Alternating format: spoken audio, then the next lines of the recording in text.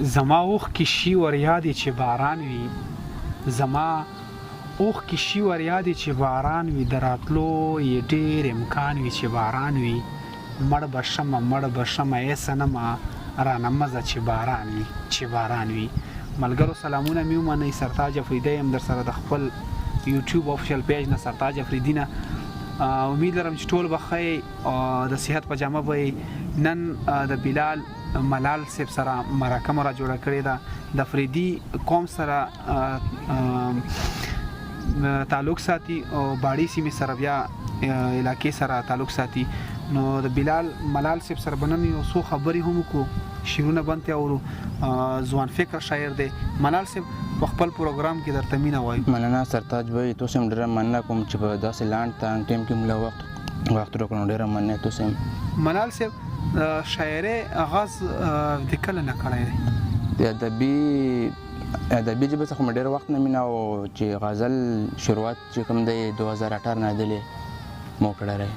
ملال صاحب ډېر خلک چې شاعري لره درومي، نو دا خلک یې کنه چې دا شک یا دا نو تاسو د شاعري له په دمره کم عمر کې راغلي، دا څه وجه کې دی؟ دا بس خپل وطن سره مینه وه، ادبي ژبې سره نور څه داسې لکه عشق مشق؟ نه نه نه. ډېره ښه ده. دا مو راته وایي چې د کوم ځای سره تعلق ساتي خاص او دغه ملګرو ته وایي څه شي؟ زه د خیبر سیمې سره تعلق ساتم، کامبار کوم سره تعلق ساتم، شلوبار کوم سره تعلق ساتم او د کار روزګار سټډي په دستي حالاتو کې د تعلیم هلې ځلې دي. ډېره ښه ده، تعلیم هلې ځلې ښې دي. شعرونه را سره شریکه، خو کوشش وکړه چې په خپل زبان کې و پرېدو زبان کې چې یا به ډېر خوند وکړي، د خلک ډېر خوښوي. ارشاد کې داسې وایي ځان غزل نه مخکې یو څو شعرونه دي چې لکه بیمار ته وي انار جانانه، لکه بیمار ته وي انار، لکه بیمار ته وي انار جانانه او داسې مې زړه ته قرار جانانه. ډېر مننه. او ته بېحده ښکلی سینګار مه کوه، بېحده ښکلی سینګار مه کوه، ته سینګار شوی سینګار جانانه.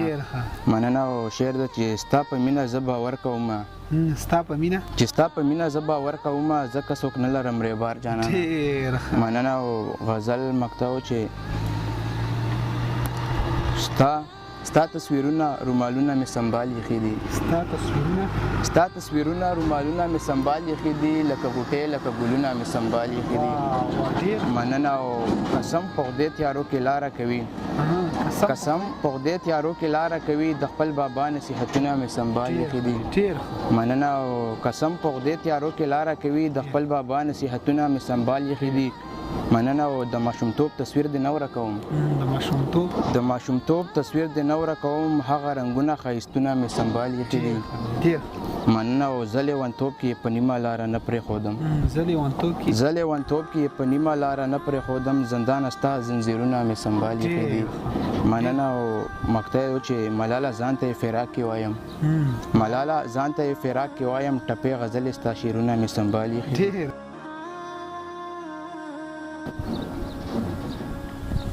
غزل بل غزل مطلب چې زما د درد زیاتېدو شپې دي، زما د درد زیاتېدو شپې دي، ستا په نصیب د خندېدو شپې دي.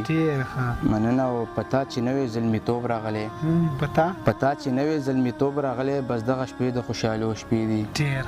مننه. او د وصال شپه مې کړه په ویښه تېره، د وصال شپه مې کړه په ویښه تېره، اوس د هجران د سویلو شپې دي. د وصال شپه مې کړه په ویښه تېره، اوس د هجران د سویلو شپې دي. او شعر ده چې والله وړه د لیونو یاري ده، والله وړه د لیونو یاري ده، اوس د پچم د لیونو شپې دي.